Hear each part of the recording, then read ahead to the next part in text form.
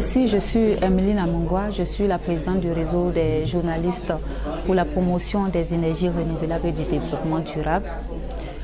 Avant de parler des objectifs de ce séminaire, je vais d'abord présenter le réseau.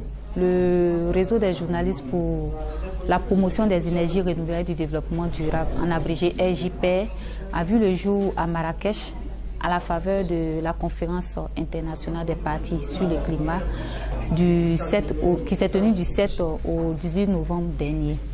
Alors l'objectif de cette association, c'est déjà en tant que média de faire la promotion et la sensibilisation des populations sur l'utilisation des énergies renouvelables et les bonnes pratiques du développement durable dans ce domaine et traduit en fait, surtout en fait et en action, tout ce qui a un rapport avec l'économie verte. Alors cette année, notre programme d'action a été axé sur la formation. Pourquoi nous l'avons fait? Parce que nous avons constaté que de plus en plus, les journalistes s'intéressent à la question de l'environnement et du développement des énergies renouvelables. Mais peu de journalistes sont outillés en la matière. Voilà, donc c'est la raison pour laquelle nous avons sollicité un séminaire un financement pour l'organisation d'un séminaire de formation dans le but de renforcer les capacités des journalistes.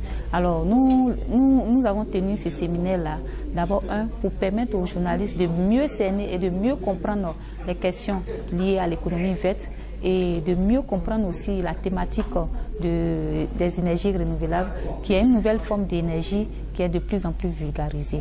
Et comme je l'ai dit, à la conférence des partis sur le climat à la COP21 à Paris, la Côte d'Ivoire s'est fixée pour objectif de réduire ses gaz à effet de serre à 30% d'ici 2020.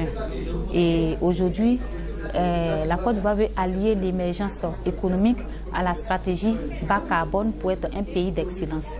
En tant que journalistes, nous ne pouvons pas rester en marge de cette transition énergétique. C'est la raison pour laquelle nous aussi, nous avons notre pierre à l'édifice à apporter dans la promotion des énergies renouvelables. Et nous avons commencé ce matin avec la tenue de ce séminaire de formation. Est-ce que vous avez un message à lancer? Oui, le message, c'est déjà d'inciter les journalistes à s'intéresser à la question. Voilà, parce que notre vie en dépend. La question des changements climatiques, la question des énergies renouvelables aujourd'hui, c'est les défis de l'heure.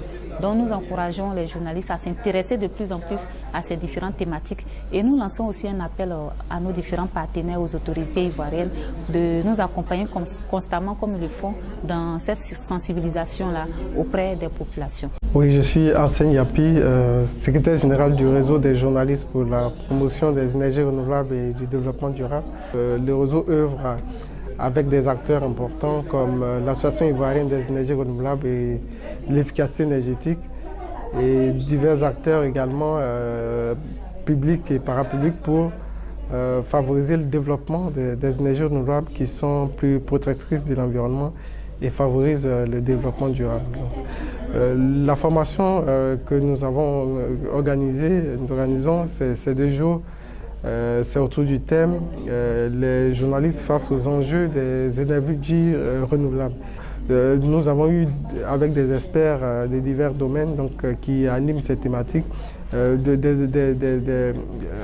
envie de dire des échanges très enrichissants et qui permettent d'aller de l'avant et de promouvoir cette énergie et qui en même temps permettent de développer de nouveaux emplois, notamment les emplois verts, et de créer une nouvelle économie qui va être source de richesse et de développement pour la Côte d'Ivoire.